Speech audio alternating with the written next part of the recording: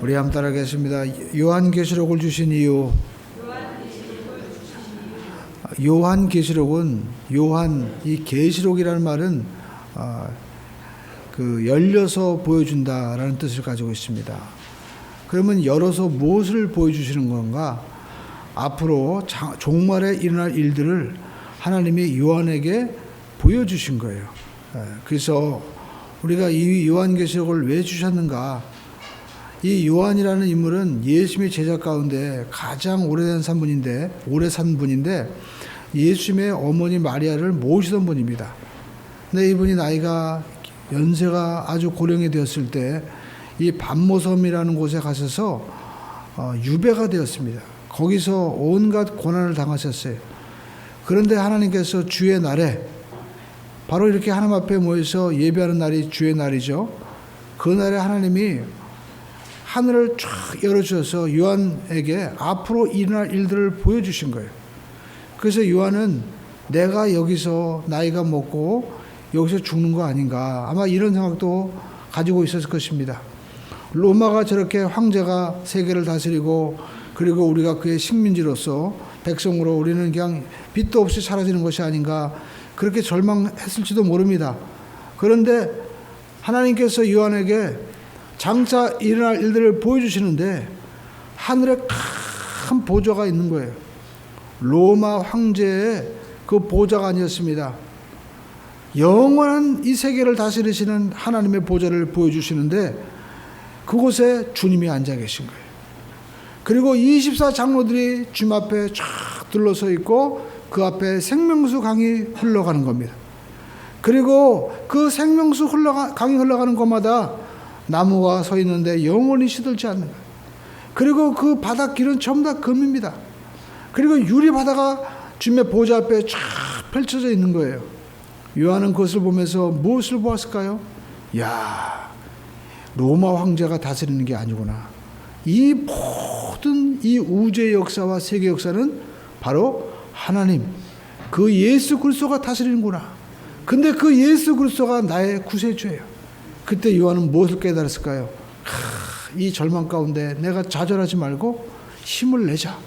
그리고 그 메시지를 그 소아시아에 있는 7교회에게 전한 내용이 바로 요한계시록이다라는 것입니다.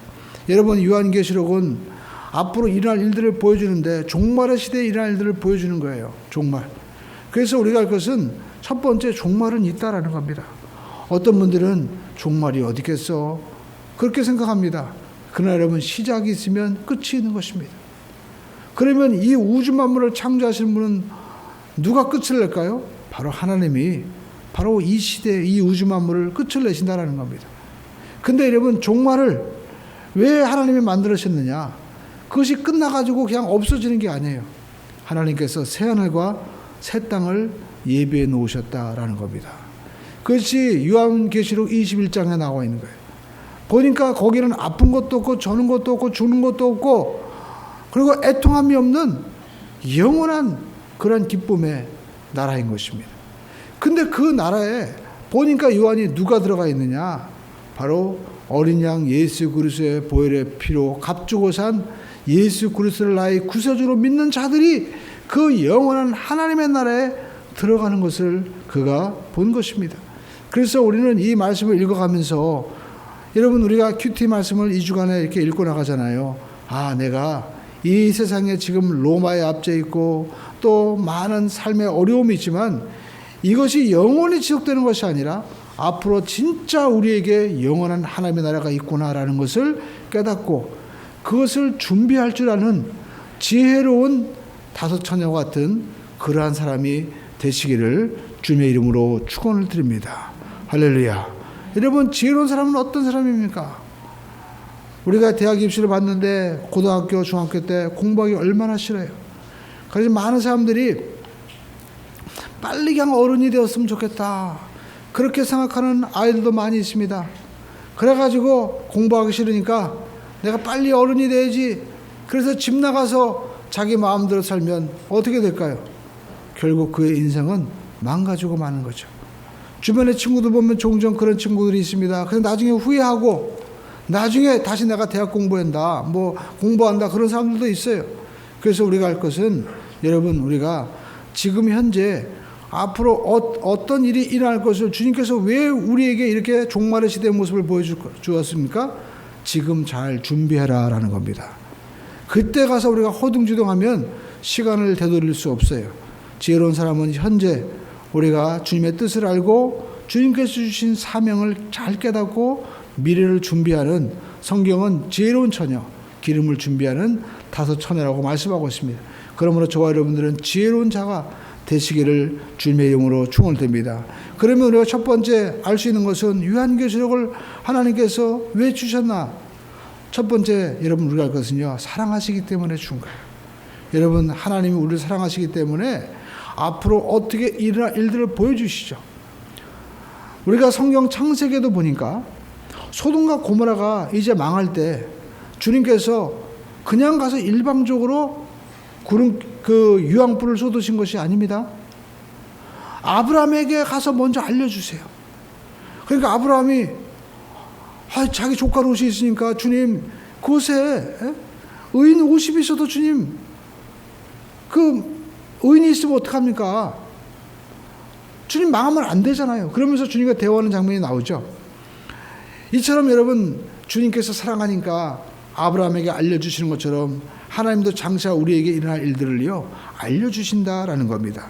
그래서 여러분 성경에 보니까 요한계시록 1장에 보니까 예수 그리스도의 계시라, 이는 하나님이 그에게 주사 반드시 속히 일어날 일들을 그의 종들에게 보여주시려고 그의 천사를 그 종 요한에게 보내어 알게 하신 것이다 라는 겁니다. 그러니까 앞으로 일어날 이 종말의 시대의 일을 주님께서 보여주시려고 이렇게 알려주셨다라는 겁니다. 근데 여러분 우리가 보니까 여기 보니까 예수 그리스도의 계시라고 나와 있죠.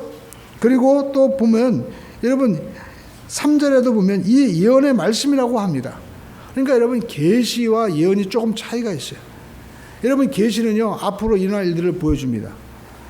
구약에도 보면 이 묵시 계시라고 하는데 앞으로 일어날 일들을 보여준 그러한 내용들이 나옵니다. 우리가 잘 알고 있는 다니엘서, 그리고 또 스가랴서, 에스겔서에 보면 그때 당시의 일이 아닙니다. 앞으로 일어날 일들을 그림처럼 쫙 보여주는 거예요. 그런데 여러분 우리가 이 계시록을 이렇게 보면서 특징이 있습니다. 왜 하나님이 앞으로 일어날 일들을 보여주셨을까? 바로 다니엘, 그리고 또 우리가 에스겔, 스가랴 이런 분들 특징이 있습니다. 당시 다른 나라의 압제를 받거나 굉장히 고통스러웠을 때예요. 그러니까 하나님이 이 고통과 절망 가운데 여기서 우리가 끝나나 보다 포기할 수 있겠죠. 그래서 하나님이 보여주는 거예요. 여기가 끝이 아니다. 앞으로 이러한 일들이 있을 것이다. 그러니까 너희들이 소망을 가지고 절망하지 말아라 라고 주님께서 그렇게 보여주신 것입니다. 그래서 요한계시록도 반모섬에 있는 요한에게, 그리고 핍박받고 있는 로마의 이 모든 성도들에게 하나님께서 여기가 끝이 아니고 앞으로 이러한 일들이 일어날 거니까 절망하지 마. 하나님께서 소망을 주시는 거예요. 그래서 그림처럼 쫙 앞으로 일어날 일들을, 마치 우리가 아파트 입주할 때 보면 그 아파트 모델하우스에 가죠. 그러면 뭐가 있어요? 그림이 있습니다. 앞으로 이 집이 이렇게 지어질 것이다 라고 모형을 보여주는 거예요. 실제가 아니에요. 그러나 우리는 그것을 보고 계약을 하죠. 마찬가지로 여러분 하나님께서 요한계시록에 앞으로 일어날 일들을 그림처럼 쫙 보여주면서 우리에게 소망을 주는 거예요. 앞으로 이러한 일들이 일어나니까 너희들이 절대 포기하지 말고 희망을 가지고 믿음을 가지고 끝까지 인내하라. 그래서 성경에는 요한계시록에 이런 말씀이 나오고 있습니다. 이기는 자에게 주님께서 어떻게 해요? 끝까지 견디는 자에게 생명의 멸류관을 주겠다라는 것입니다. 마치 우리가 아파트 계약을 했어요. 근데 보니까 너무 늦어지는 것 같아. 그래서 그냥 포기해야지. 그러면 못 들어가는 거예요. 중도금도 안 내고. 그렇죠? 그러나 여러분 우리가 힘들어도 내가 현장에 가서 매일 못 보지만 그렇게 이루어질 거야 라고 기다리는 거죠. 왜 기다릴 수 있을까요? 거기 계약서 사인이 있어요. 그 계약서 사인해 보니까 무슨 건설 대표, 우리가 알고 있는 무슨 큰 유명한 대기업에서 그 대기업 회장이 사인이 있는 거예요. 그러니까 우리가 그 사람이 이제까지 했던 그 신실한 일들을 믿고 우리가 돈도 내고 그리고 기다리는 것처럼. 근데 여러분, 이 요한계시록은 누가 주신 말씀이에요? 하나님이 주신 것이죠. 그렇기 때문에 우리는 하나님께서는 우주 만물을 창조하셨기 때문에 반드시 이루시는 거예요. 그 하나님을 신실하게 믿는 자는 하나님께서 반드시 승리하게 하시는 줄로 믿습니다. 근데 여러분 보니까 이 계시록의 말씀이, 이 말씀이 다니엘서에도 나와 있어요. 다니엘서 우리가 12장을 한번 보십시오. 다니엘서 12장 우리가 1절로 4절에 보면 이와 같이 말씀하고 있습니다. 그때 내 민족을 호위하는 군주 미가엘이 일어날 것이요, 또 환란이 있으니 이는 개국 이래로 그때까지 없던 환란일 것이며, 그때 내 백성 중에 책에 기록된 자는, 그죠? 모든 자 구원을 얻을 것이라. 여러분, 저와 여러분들이 하나님의 책에 기록된 은혜가 있기를 바랍니다. 그리고 땅의 티끌 가운데서 자는 자 중에서 많은 사람이 깨어나 영생을 받는 자도 있고 수치를 당하여 영원히 부끄러움을 당할 자도 있을 것이며, 그러면서 지혜로운 자는 궁창의 빛과 같이 빛날 것이요, 많은 사람을 어떻게 해요? 옳은 대로 돌아오게 한 자는 별과 같이 영원토록 빛날 것이다 라고 말씀하고 있습니다. 자, 그런데요, 하나님께서 앞으로 이런 일들을 이렇게 보여주시는데, 여러분 이어지는 부탁이 있어요. 다니엘서 12장 4절을 보시죠. 한번 읽어볼까요? 다니엘아, 마지막 때까지 이 말을 간수하고 많은 사람이 빨리 왕래하며 지식이 더하리라 라고 말씀하고 있습니다. 여기 보니까 이 지식을, 이 말씀을 어떻게 해요? 봉함하라. 봉함한다는 게 뭡니까? 우리가 보면은 그 전에 이 두루마기 같은 거에 이렇게 글을 쓰죠. 그리고 끈을 묶습니다. 그리고 거기에다가 어떻게 해요? 우리가 초 같은 걸 묻혀가지고 인장을 찍죠. 그러면 그것을 누가 풀려면 표시가 나는 거예요. 반드시 그 명령권자가 누구한테 갖다 주어서, 그리고 그 사람이 자격이 될 때 풀는 겁니다. 그러니까 봉함하라라는 것은 마지막 때까지는 이 말씀이 무슨 말씀인지 모른다는 겁니다. 그래서 여러분 우리가 요한계시록 5장에 보면 이제 그 봉인된 말씀이 나오고 있어요. 요한계시록 5장 1절로 3절에 보니까 내가 보매 보호자에 앉으신 이의 오른손에 두루마리가 있으니 안팎으로 섰고 7인으로 봉하였더라. 또 보매 힘있는 천사가 큰 음성으로 외쳐 이르기를 누가 이 두루마리를 펴며 그 인을 떼기에 합당하냐 하나 하늘 위에나 땅 아래 능히 이 두루마기를 펴거나 보거나 할 자가 없었더라. 그러니까 여러분 이 봉인을 뗄 자가 없는 거예요. 그래가지고 여러분 이 봉인을 뗄 자가 없기 때문에 요한이 도대체 이 말씀이 무슨 말씀이냐 울고 있었습니다. 그때 여러분 이 봉인을 떼기에 합당한 자가 등장합니다. 바로 누굽니까? 여러분 요한계시록 5장 우리가 4절로 7절의 말씀을 우리 한번 찾아서 한번 읽어보겠습니다. 4절로 7절의 말씀. 그 두루마기를 펴거나 보거나 하기에 합당한 자가 보이지 아니하기로 내가 크게 울었더니. 5절 시작. 장로 중에 한 사람이 유다 지파의 사자 다윗의 뿌리가 이겼으니 그 두루마기 7인을 떼시리라 하더라. 내가 또 보니 보좌의 네 생물과 장로들 사이에 한 어린 양이 서 있는데 일찍이 죽임을 당한 것 같더라. 그에게 7뿔과 7눈이 있으니 이 눈은 온 땅에 보내심을 받은 하나님의 7영이라. 어린 양이 서 있는 거예요. 자, 보십시오. 그 어린 양이 어떻게 할까요? 우리 한번 7절에 말씀 읽어볼까요? 시작.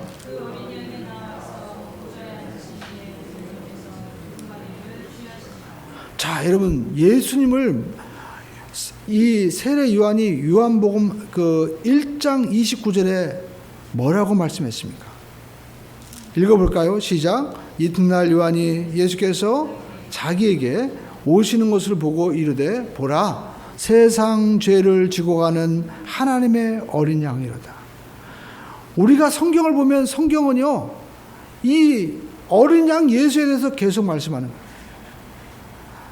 아담과 하와가 범죄했을 때도 그 수치를 가리기 위해서 짐승을 잡았죠. 근데 여러분 그 짐승이 뭘까? 우리는 아벨을 통해서 볼 수 있습니다. 아벨이 여러분 하나님 앞에 어린 양을 잡아서 드리잖아요. 그러니까 이 아담과 하와는 아벨에게 얘기했을 것입니다. 우리가 범죄해서 이렇게 수치를 보일 때 하나님이 어린 양을 잡아서 가르쳐주시니까 인간의 수치는 바로 어린 양을 통해서 가려주는 거야. 그러니까 너도 양을 잡아서 예배드려라. 그래서 어린 양을 잡을 때 그 양은 결국 내 죄를 가리기 위한 나를 대신해서 죽는 거였어요. 그래서 여러분 출애굽할 때도 뭘 잡아서 그 피를 문설주에 발랐습니까? 어린 양을 잡아서 그 피를 바르니까 사망의 사자가 그 피를 보고 지나간 거예요. 오늘도 마찬가지입니다. 저와 여러분의 심령 가운데 어린 양 예수님의 그 보혈이 피가 내 마음 가운데 발라져 있는 자, 그러니까 나는 어린 양 예수님을 믿습니다 라는 그 십자가 사건을 믿는 자에게 사망이 지나가는 거예요.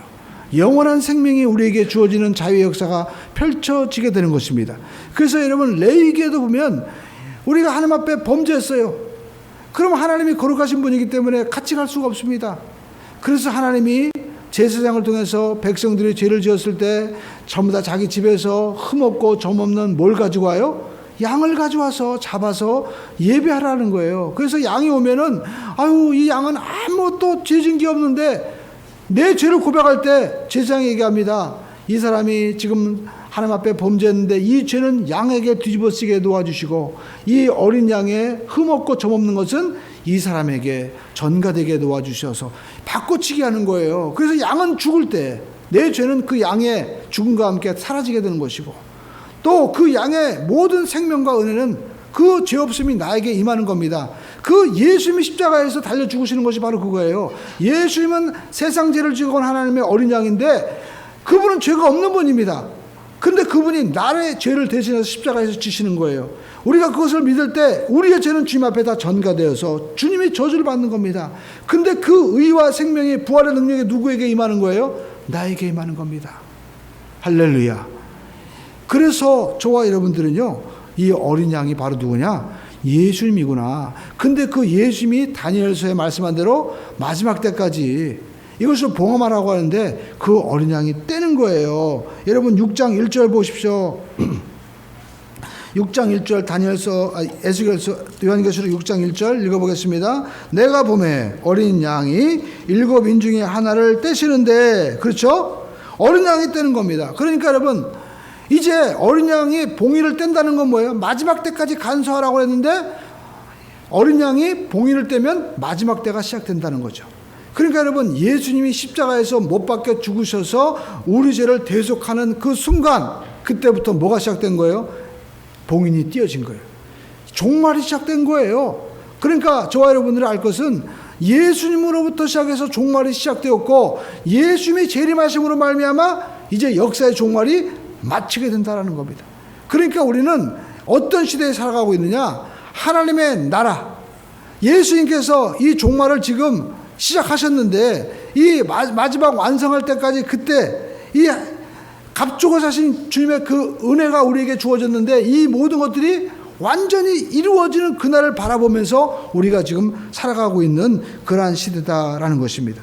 그래서 우리가 알 것은 예수님은 도덕적인 윤리도덕의 공자 맹자님과 같은 선생님이 아니에요. 그분은 우리의 모든 죄를 다 사해 주신 바로 대속자이시고 그리고 종말의 주인공이시다라는 겁니다. 그분 안에서 종말이 시작됐고 그분이 종말을 완전히 완결 지으시는 겁니다. 근데 여러분 십자가 사건을 통해서 우리가 기억할 것은 주님이 십자가에서 못 박혀 죽으심으로 말미암아 어떤 일이 벌어졌어요? 교회가 탄생한 거예요.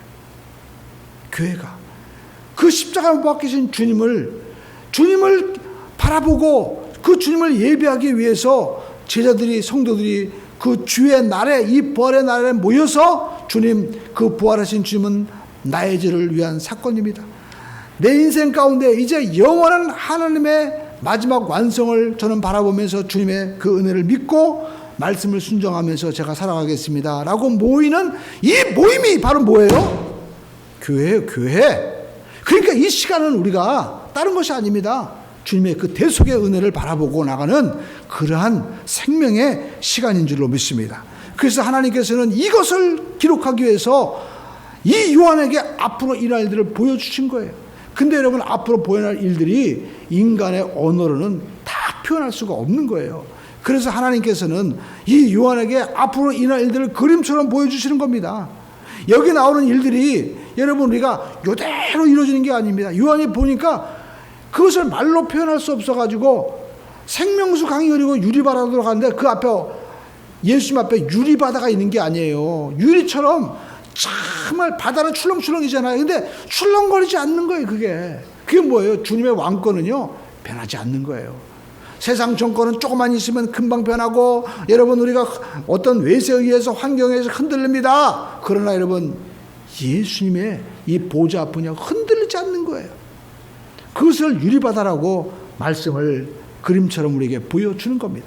그래서 우리는요, 앞으로 일어날 일이구나, 이것을 우리가 이 그림의 언어를 통해서 잘 보는 거예요. 마치 우리가 서울을 표현할 때, 서울은 남산이 있고 그리고 사방에 성벽이 있고, 우리가 여러분 아무리 표현해도요 잘 헷갈리죠. 그러나 여러분, 우리가 서울이 어떤 도시냐, 간단해요. 서울에 하루에 여러분 5톤차 이 쓰레기차가요 2,000대가 나온다고 합니다. 하루에. 그러니까 그걸 볼 때, 이야, 도대체 엄청나게 큰 도시구나. 그렇죠? 우리가 상상할 수 있는 거예요. 마찬가지로 이 앞으로 일어날 요한계시록의 내용도요, 이렇게 그림처럼 쫙 보여주고 있는 거예요. 그러니까 우리는요, 이 마지막 일들을 우리가 바라보면서 어떻게 살아가야 되는 것이냐, 이것을 우리가 깨닫고 준비해야 된다라는 것입니다. 성경 말씀하고 있습니다. 여러분, 요한계시록 21장 7절에 보니까 이기는 자는 이것들을 모두가 어떻게 해요? 상속으로 받으리라. 여러분, 끝까지 이기는 자가 되기를 주님의 이름으로 축원드립니다. 우리 신앙생활 가운데 여러분, 우리를 넘어뜨리고 가는 많은 유혹들이 있습니다. 때로는 사람, 그것들은 가까운 친척, 아니 가까운 형제 자매, 아니 내 부모, 내 자녀가 내 마음을 상하게 할 때 여러분 얼마나 괴로워요. 그뿐만 아니라 물질, 그리고 우리가 삶 가운데 일어나고 있는 또 질병, 내 사업, 또 내 인생 가운데 어떤 분들은요, 직장에서 내가 승진 못했다고 나 교회 안 다녀, 이런 분도 있습니다. 이 모든 것들이 시험거리예요. 이 모든 것들을 우리가 이겨야 됩니다. 어떻게 이길 수 있을까요? 오직 처음과 나중이시고, 그리고 이 모든 것들을 완성하시는 예수님을 바라볼 때만이 우리는 이길 수 있게 된다라는 겁니다. 그래서 주님께서 말씀하는 겁니다. 앞으로 이 날들이 이렇게 될 것이라고 보여주고, 우리가 어떤 존재이냐라는 것을 우리가 보여주는 거예요. 여러분, 그 나라의 상속자라는 거예요. 요한계시록 우리가 1장 6절에서 우리가 8절의 말씀을 우리가 한번 읽어보시겠습니다. 요한계시록 우리가 6절의 말씀 함께 읽겠습니다. 시작. 나라와 제사장으로 삼으신 그에게 영원히 능력과 세세토록 있기를 원하노라. 하나님께서 우리를 어떻게 삼으셨습니까? 제사장으로, 나라로 삼아주셨어요. 우리 한따라서 나는 하나님의 나라입니다. 나는 하나님의 제사장입니다. 그렇습니다, 여러분. 성경 우리에게 말씀하는 것은 왜 우리에게 이러한 요한계시록의 내용을 주셨느냐? 우리가 바로 하나님의 나라다라는 겁니다. 여러분, 나라는 무엇입니까? 나라는요, 이 성경의 헬라어로 신약은 기록되어 있는데, 이 나라라는 말이 우리나라 표현으로 가장 딱 맞는 말은 왕국이라는 거예요. 왕국.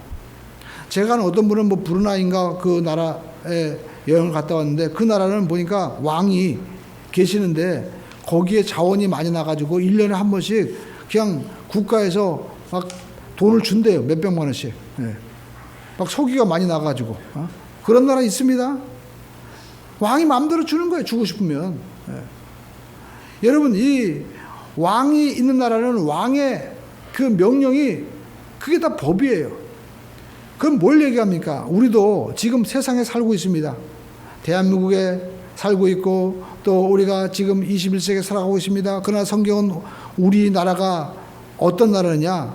우리는 하나님의 나라라는 거예요. 결국 우리는 세상에 살고 있지만 누구의 지배를 받는 거예요? 하나님의 왕권하에 우리가 살고 있다는 겁니다. 하나님의 왕권하에 살 때 어떤 일이 벌어질까요? 그것을 우리 예수님께서 보여주신 거예요. 예수님께서 오셨을 때 어떤 일이 벌어졌습니까? 죽은 자가 살아났습니다. 나사로 그리고 나인성의 과부의 아들이 죽어가는데 예수님께서 딱 마주쳐가지고 그 상여매고 나가는 나인성의 과부의 아들을 일으켜 세우시는 거예요.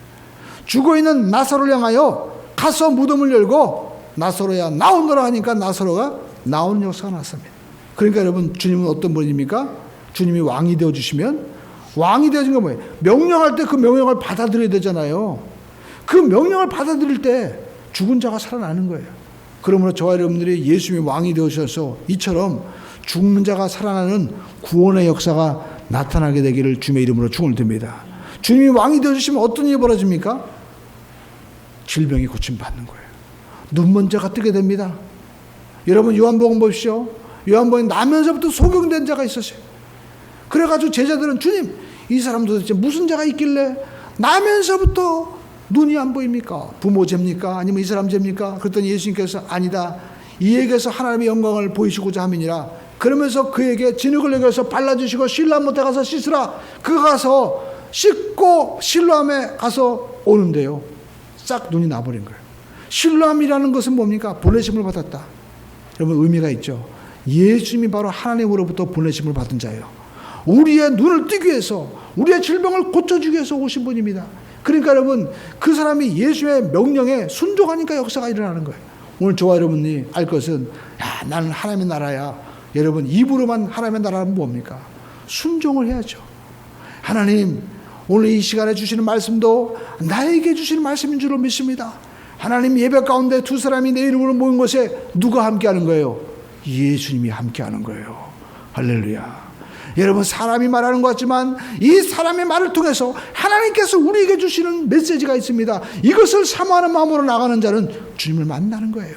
그 주님이 왕이 되었을 때 살아납니다. 질병에서 고침받습니다. 그뿐만 아닙니다. 여러분, 가난한 자는 부하게 되는 거예요. 아브라함의 복을 받게 되는 겁니다. 여러분, 아브라함이 75세 아무것도 없었잖아요. 그런데 여러분, 주님께서 내가 내게 지시할 땅으로 가라고 했을 때 그가 은금이 어디서 많아졌습니까? 환난과 고통을 애굽에서 당했습니다. 자기 아내를 누이라고 속였어요. 그럼에도 불구하고 하나님이 어떻게 해요? 합력하여 손을 이루시는 거예요. 그 애굽에서 그 바로의 집안에 갑자기 문제가 생기는 거예요. 이 도대체 무슨 일이냐? 나중에 알고 보니까 아브라함의 누이였던 거예요. 예? 아니죠. 아내였던 거예요. 누이라고 한다 보니까 이건 아내야. 그래가지고 바로가 얘기하죠. 왜 나에게 거짓말했느냐? 그러면서 그에게 은금을 주면서 좀 나가달라고 얘기합니다.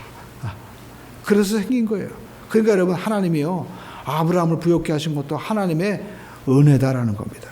이삭도 마찬가지입니다. 이삭이 그랄 땅에 머물러서 그의 농사에 100배의 복을 받았습니다. 여러분, 하나님 안에서 말씀을 순종하고 잘 우리가 나가보십시오. 하나님의 영광을 위해서 제가 쓰임받 건합니다. 저에게도 하나님 물질을 주십시오. 하나님이 물질을 주시는 역사가 나타나게 될 줄로 믿습니다. 하나님은 복 주시는 분이에요. 할렐루야. 그뿐만 아닙니다. 하나님을 만나면 거룩하게 됩니다. 성경 보시죠. 세리와 창기, 이런 사람들, 예수 만나고 나니까 세리 같은 사람 얼마나, 여러분, 사람을 가서 폭력하고 때리는 것은 순간적이죠. 그러나 세리는요, 교묘하게 세금을 갖다 로마에서 더 걷어들인다고 하면서 그 나머지 돈을 다 착복해가지고 벌어들였기 때문에 사람들은요, 세리와 창기를 죄인 취급했어요.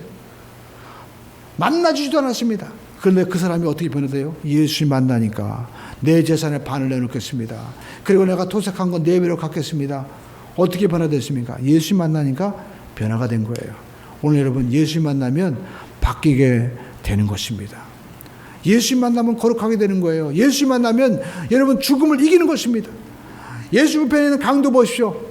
그가 죽음 앞에서 예수 바라보면서, 한편 강도는 예수 바라보고 정말 하나님의 아들이라면 나를 좀 구원해봐라, 원망하고 그러면서 절망하면서 죽어가는데, 그 사람 뭐라고 고백합니까? 주님 만나고 나서, 주님 나라 임하실 때 나를 기억해 주세요. 주님의 나라를 본 거예요.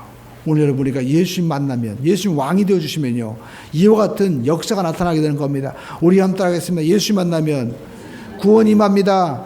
치료가 임합니다. 축복이 임합니다. 거룩하게 됩니다. 영생이 임합니다.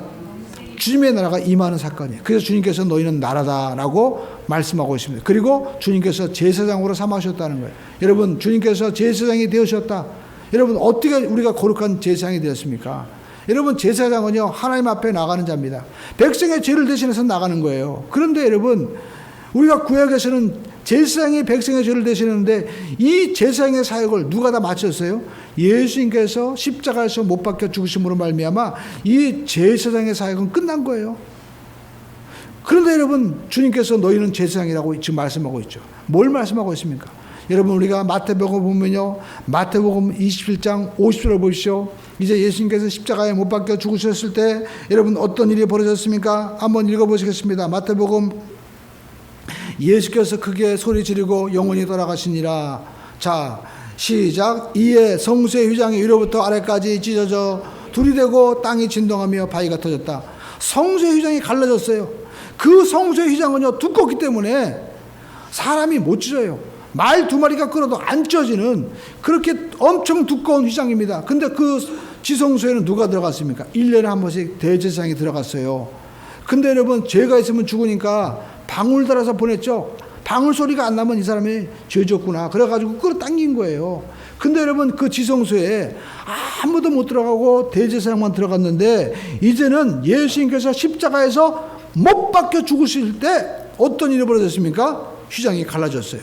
그 보좌 앞으로 누구나 나갈 수 있게 된 거예요. 우리가 대제사장이 된 거예요. 우리가 제사장이 된 겁니다. 그래서 너희는 택하신 족속이요 왕같은 제사장이다. 그러니까 뭐예요? 우리는 이제 예수님의 십자가 보혈의 피만 의지하면 누구든지 하나님 앞에 나갈 수 있는 특권을 갖게 되었다라는 것입니다. 그래서 하나님께서는요 너희는 바로 누구냐? 제사장이고 나라다라는 겁니다. 근데 여러분 이 은혜가 거저 주어진 것이 아니고 바로 예수님께서 나를 대신해서 하나님의 아들이 죄의 값을 십자가에서 갚아주신 거예요. 그래서 우리를 하나님이 보실 때는 이제 죄 없다고 주님께서 우리를 의인으로 보시고 너희가 제사장이고 나라다라고 선포해 주시는 것입니다. 그러므로 저와 여러분들이 이 은혜를 감사하면서 나가야 되고 야 내가 하나님의 나라구나 내가 하나님의 제사장이구나 이러한 정체성을 가지고 나가게 되기를 주님의 이름으로 축원을 드립니다. 우리 함께 나는 하나님 앞에 축복을 받은 자녀입니다. 바뀐 거예요. 제가 어떤 목사님이 그런 얘기 하더라고요. 고아원에서 양자인데 미국에 입양된 거예요. 엄청 부잣집에 갔습니다. 방이 뭐 수도 없이 많은 거예요. 그래가지고 이 아이에게도 제일 좋은 방을 줬어요. 가보니까 막 침대가 있고 없는 게 없습니다. 근데 아버지가 양자 아버지가 아침에 들어와 보니까 이 아이가요 침대에 누워 있는 것이 아니고 바닥에 누워 자고 있는 거예요. 그래가지고 야 너 왜 침대 못 자냐? 그러니까 아유 제가 이런 데서 어떻게 자요? 너 우리 집 아들이야. 이 모든 거 다 네가 누릴 수 있어. 그렇게 얘기를 해줘도요 모르더라는 거예요. 왜? 자기는 아직까지 어떤 마음을 가지고 있어요? 나는 이 집에 아들이라는 그러한 생각이 자기 속에 없는 거예요. 항상 고원에 있는 그 아이가 자기의 모습이라고 생각하는 거예요. 오늘 저와 여러분들이 알 것은 하나님이 우리를 아들로 삼아주셨는데 그 값이 뭐예요? 예수님의 피값이 바로 예수님의 생명이 우리의 가치예요. 그러니까 하나님이 얼마나 귀하게 보십니까? 그러므로 여러분 우리가 하나님의 이 귀한 가치를 깨닫고 매 순간 감사하고 감격하고 그리고 하나님이 기뻐하시는 꿈을 가지고 나갈 수 있는 은혜가 있기를 주님의 이름으로 축원을 드립니다. 하나님의 아들 예수님께서 십자가에 죽으셔서 핏값으로 사셨는데 우리가 인생을 살아가면서 늘 원망과 부정으로 그리고 우리가 아유 난 이것밖에 안 돼 난 이렇게 살아야 되라고 하면 어떻게 해요? 하나님이 기뻐하실까요? 여러분 기뻐하지 않겠죠. 그러므로 여러분 하나님 안에서 꿈꾸는 자가 되기를 주님의 이름으로 축원을 드립니다. 그래서 하나님이 민수기의 그 14장에 왜 하나님이 내가 너희 말대로 내가 행하리라고 하나님께서 왜 하셨을까요? 그렇게 핏값으로 구원해 주셨는데 세상의 가나안 땅에 가서 한번 보고 오더니 보지도 않았는데 그 소리만 듣고 아이고 우린 죽었다. 우리는 안 돼. 우리는 원망하고 막 그냥 모세를 향해서 돌을 던지려고 하고 그리고 어떻게 해요? 여호수아 갈렙을 원망하니까 하나님이 얼마나 속이 답답하시겠어요. 네? 완악한 백성이구나. 이 원망하는 백성이구나. 하나님이 기뻐하지 않는 거예요. 그러므로 저와 여러분들이 하나님 안에서 여러분 믿음의 자화상을 가지고 나가야만 될 줄로 믿습니다. 그리고 여러분 우리가 할 것은 하나님께서 오늘 여러분 이렇게 제사장과 나라로 삼아주셨는데 여러분 우리가 분명히 할 것은요. 하나님이 이제 확정을 해주시는 거예요. 자, 요한계시록 우리가 1장을 다시 한번 보겠습니다. 1장 여러분 7절 8절 말씀 읽어보겠습니다. 볼지어다 그가 구름을 타고 오시리라. 각 사람의 눈이 그를 보겠고 그를 찌른 자들도 볼 것이요 땅에 있는 모든 족속이 그로 말미암아 애곡하려니 그러하리라. 아멘. 8절 시작. 주 하나님 이 시대 나는 알파와 오메가 이제 전에도 있었고 장차 올 자요 전능한 자라 하시더라. 여러분 이 모든 말씀 앞으로 이러한 일들이 벌어질 거야. 새하늘과 새 땅이 올 거야. 여러분 이 말을 누가 지금 하는 거예요? 예수님이 하시는 거예요. 지금 신천지 이만이나 이런 사람들 얘기하는 게 아닙니다. 여러분 신천지 웃기지 않습니까? 자기들이 새하늘과 새 땅이래요. 14만 4천이면 끝난답니다. 넘었어요. 14만. 근데 여러분 어떻게 됐어요? 이제 해외에 나가야 된대. 그러면 새하늘과 새 땅이 열린다면서 이 땅에 있는 그러한 교회들은 왜 사들이고 부동산은 왜 사들입니까? 끝난다면서요. 말에 앞뒤가 안 맞는 거예요. 그러니까 여러분 우리가 영적으로 깨어 있어야 돼요. 왜냐하면 그 사람들은요 상식이 아니도 불구하고 왜 그렇게 잘난 척하고 그렇게 비판하면서 또 자기들이 옳다고 합니까? 영적으로 뒤집어 씌운 거예요. 여러분 우리가 겸손하지 않으면요 나만 옳다고 그래요. 바리새인보다 더한 사람이 되는 거예요. 여러분 우리는 겸손하게 주님을 의지하고 나가는 자가 되어야만 될 줄로 믿습니다. 여러분 주님이 이 모든 계시록의 바로 완성자가 되시는 거예요. 우리가 아파트 입주할 때 가령 이 동네 포스코가 들어옵니다. 근데 여러분 우리가 계약서 보면 포스코 회장 사인이 있는 거예요. 우리가 그거 보고 계약해야 됩니다. 아무리 조건이 좋아도 맨 밑에 그 내 이름 계약자 그 다음에 또 이 피계약자 있잖아요. 근데 나는 계약했는데 이 계약자 이름이 포스코 회장이 아니라 이 동네에 있는 조그만 건설회사 사장이라고 해보십시오. 언제 부도날지 몰라요. 확실한 이름을 봐야 돼요. 예수님께서 이 모든 이 말씀을 완성시키셨다고 말씀합니다. 그 이름이 뭐예요? 알파와 오메가. 그리고 또 어떤 말씀입니까? 여기 보니까 전에도 있었고 장차 올 자라. 전에도 있었고라는 말이 뭐냐면 출애굽기에 내가 스스로 있는 자다라는 이 말씀과 똑같은 말이에요. 얼마나 놀랐습니까? 출애굽기에 나타나신 그 하나님이 이제 여러분 마지막에도 나타나셔서 내가 전에도 있었고 마지막에 있는 자야. 나는 처음이야 마지막이야. 내가 시작했으니까 내가 이룰 것이다라고 말씀하는 거예요. 그러므로 저와 여러분들은 이 말씀을 확실히 붙잡고 우리의 모든 삶의 모든 것을 걸고 우리가 믿음으로 나가는 우리 모두가 돼야만 될 줄로 믿습니다. 여러분 주님이 완성하십니다. 사람이 손댈 수가 없는 거예요. 여러분 유명한 그림이 있습니다. 바로 렘브란트의 미완의 작품인 돌아온 탕자라는 것입니다. 여러분 보면요, 이 렘브란트의 작품은요, 이 탕자가 지금 엎드려서 아버지 앞에 울고 있는 장면인데, 이 돌아온 탕자를 그리기 위해서 렘브란트는요, 10년을 그렸어요. 렘브란트도 정말 그의 인생 마지막에 슬픔과 외로움 가운데 살았습니다. 그의 아내가 죽고요, 아들도 죽었습니다. 그리고 가지고 있는 재산도 다 탕진하고 없어져 버렸어요. 정말 거지꼴이 되었습니다. 그때 그가 느낀 건 뭡니까? 돌아온 탕자의 마음을 느낀 거예요.